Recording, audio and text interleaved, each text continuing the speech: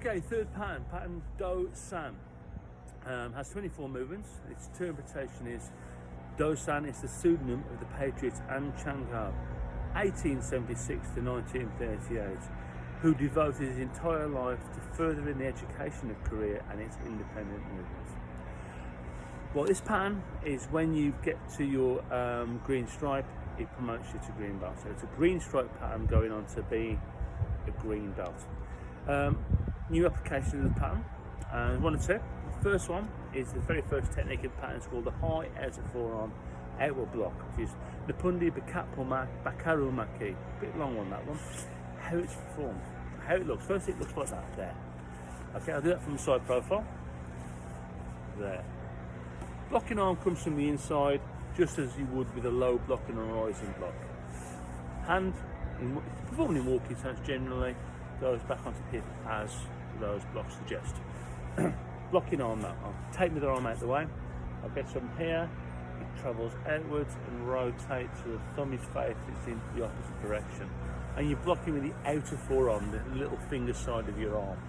It's a high section technique, which suggests that you're blocking possibly a turning kick to the head, or a back fist, or a reverse knife hand, something of that description.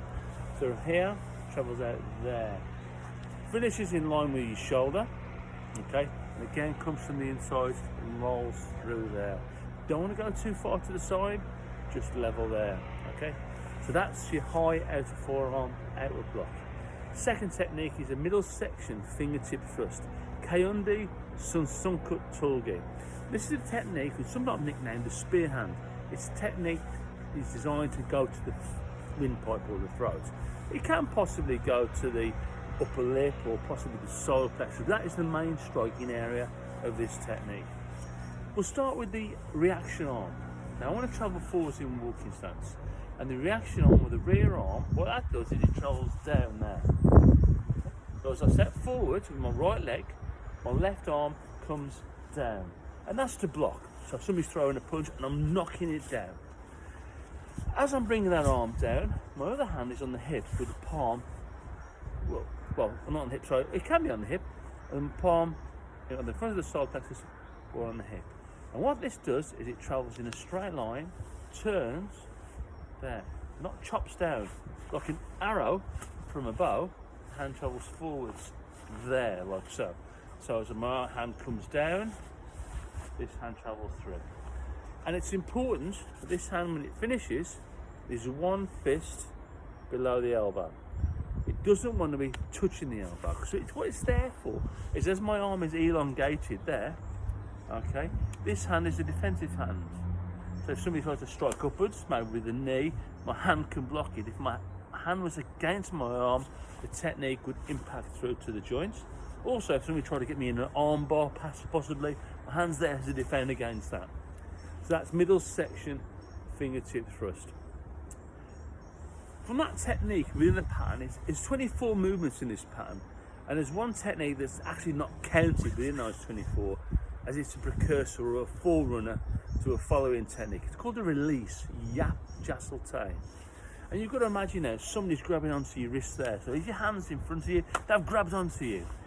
Because your hand is wider than your wrist, if you try and pull back, they can retain the grab. So what we do is a release technique, very simple. You turn your hand the other way, you pull your hand back slightly, and you turn your hand the opposite way and thrust it down to release that grab. So Yap Jassel Tay, release technique.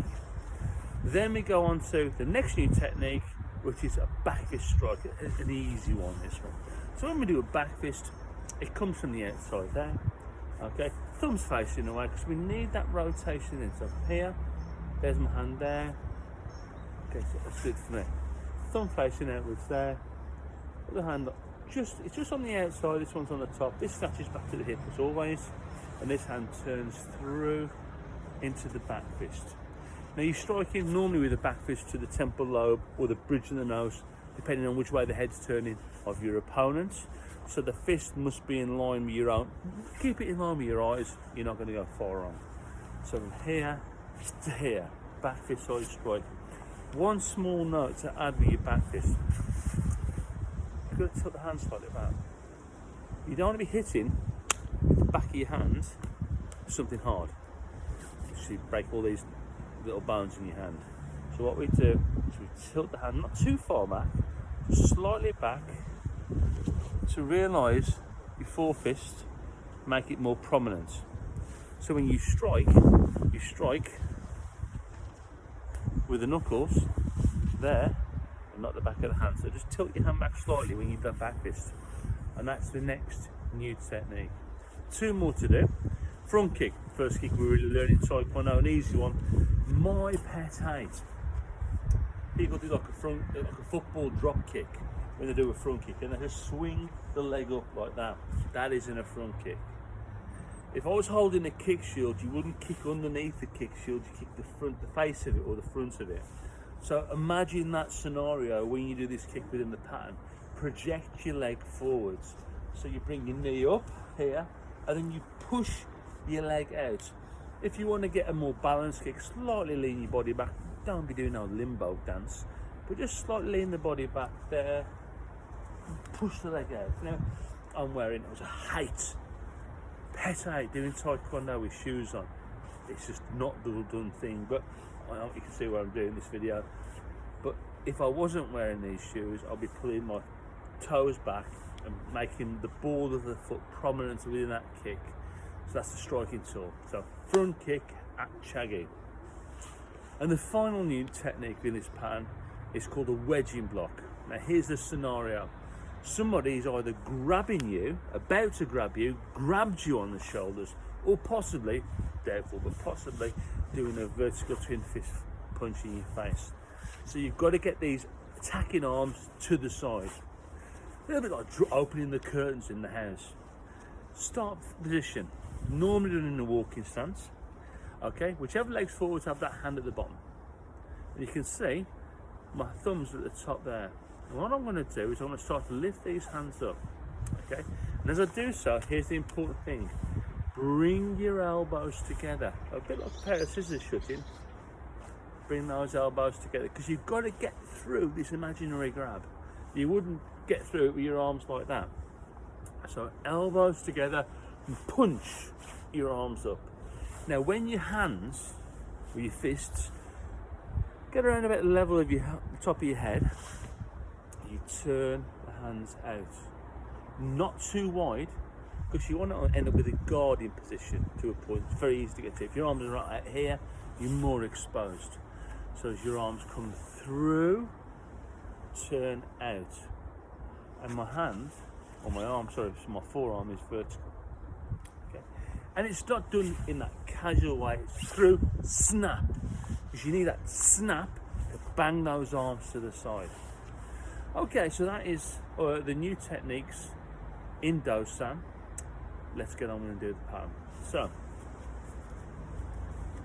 again, I'm going to do description, move by move, and then I'll turn my back on the camera, and I'll do it in my own time for you as a visual guide as well. Okay, starting Narana Jumbisagi. First move, taking my left leg left into walking stance, blocking from the inside, high outer forearm outward block. Straighten the arm for reaction force, and then a reverse punch, middle section. Gonna bring my left leg across, cross my arms with the right arm on the inside, then I'm going to take my right leg back to form a walking stance at the same time, doing this high outer forearm outward block. Straighten them arm for reaction force and reverse punch. Draw the back leg or the left leg into the right leg, arms up, knife hand guarding block. And now into that new technique, left hand comes down, I travel forwards to walking stance, middle section, fingertip thrust. Draw back a little bit, release technique. I'm now going to pivot, 1/2 turn into walking stance on my front leg, and from the outside, high side back fist. And then I'm going to come forwards again, high side back fist. I'm now going to pivot on my front foot and do the first 2 moves of the pattern again. So from here, high outer forearm block, reverse punch, step the left leg across, bring the right leg back at the same time. high outer forearm block, reverse punch. Now I'm going to do that wedging block. I want to bring the left leg up into the right leg. And if you can imagine, I'm on a clock face now. There's 12 o'clock, there's 9 o'clock. I'm going to go to the angle of around about 11 o'clock. And I'm going to bring through and snap out wedging block. Kicking with my right leg or my back leg, front kick, right, left, double punch. I'm now going to draw my right leg back and I'm going to go to this 12 o'clock to there's 3 o'clock. I'm going to the angle of about 1 o'clock. I'm taking my right leg out into walking stance and again through the middle and out in wedging block. Kicking with my left leg or my back leg, front kick, left, right, double punch. Now I'm at the angle and I want to get in towards 12 o'clock again. So I step my left leg across, cross my arms, ready for a rising block, left arm rising block, in walking stance.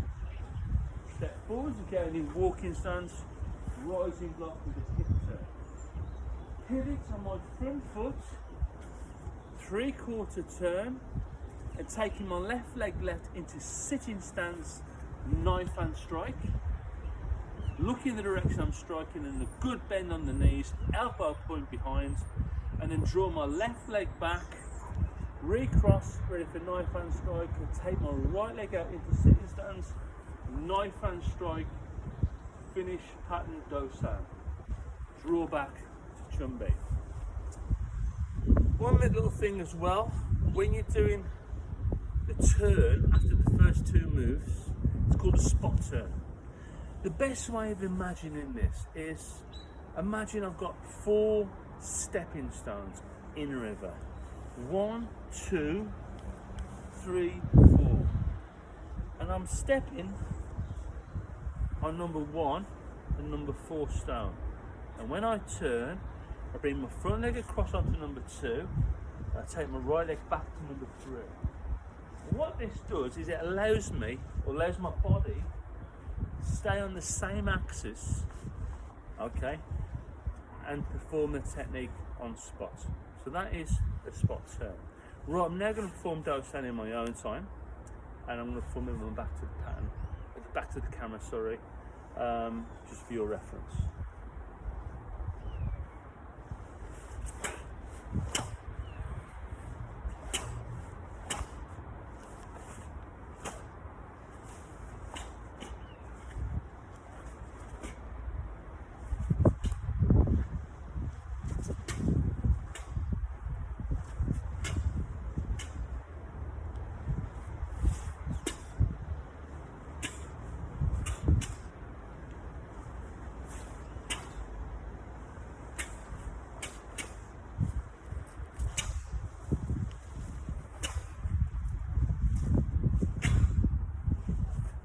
Here! Chumbi. Okay, so that's pattern Dosan completed.